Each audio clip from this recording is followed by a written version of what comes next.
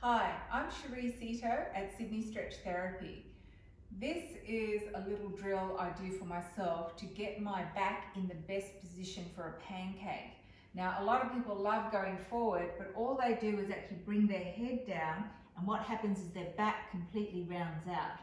What is the aim is to actually hinge from the hip. This is the hardest bit of all. So if you have one hand below your navel, one hand on your lower back, this is a tuck, this is an untuck. You're aiming to get an untuck with your toes pointing straight up in the air. So being able to tuck and untuck is what you're aiming for, to stay untucked as you bend forward. Now, for some people, that's going to be a long way off. So start with your legs bent, use a stick, hold on to the stick and practice. Look at your back in the mirror and say, is this chest lifted and untucked? Tucked, untucked. Tucked, untucked. So the untuck is the aim. So if your hamstrings and calf muscles are too tight, you can bend your legs and just work on the back position first so that you get a really good back position. As you get looser in your leg, you might just let your feet go forward a little bit more. You're bending forward a little bit more at the hip, not the waist where you're caving in like this. You're actually hinging from the hip. Hinge from the hip. So important. So you can hold on to the stick and try and pull yourself forward so you've got a really nice long lengthened spine. Keep your chin tucked in, and your aim is to go as deep as you can. If you find being on the floor too hard, pop yourself up on a cushion and then maybe even have to have a stool.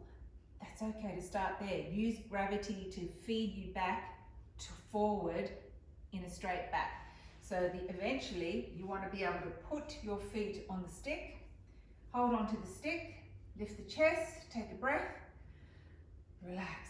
This is the only way I actually got into this, was relax. So slowly pulling myself forward, untuck, untuck, untuck. When you get to this position, hook your arms underneath the stick. This is another way of getting into this stretch. As you become looser, you can actually drop the stick down, hook your elbows over the front of the stick. Pull yourself in. This is another way of using the stick. Really nice to be able to get that traction. You want to pull on something. Your feet are a nice brace. Try and keep your toes up. And eventually, when you can relax, take a breath, and you're looking at a flat back and then lying down. That's the aim. If you find that's just a bridge too far, just get your stick, hold it like this, have it out in front of you, and see if you can actually sink in. This is another way of just holding on to something, be able to sink in. It's not too strong.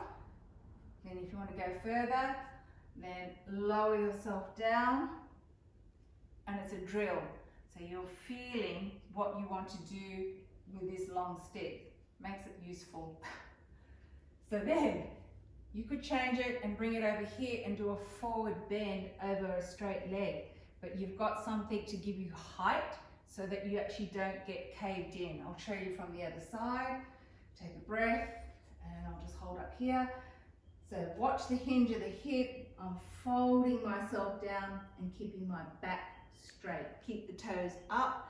That is your awareness of not rolling in on your feet. Keep them up. Hold on. Sink. All your contractions can be pressing the legs down, trying to lift the back away, and then let the back relax and go further forward. So these are just little tips on how to get a better pancake. I will be filming a few more things, but go ahead and enjoy those first.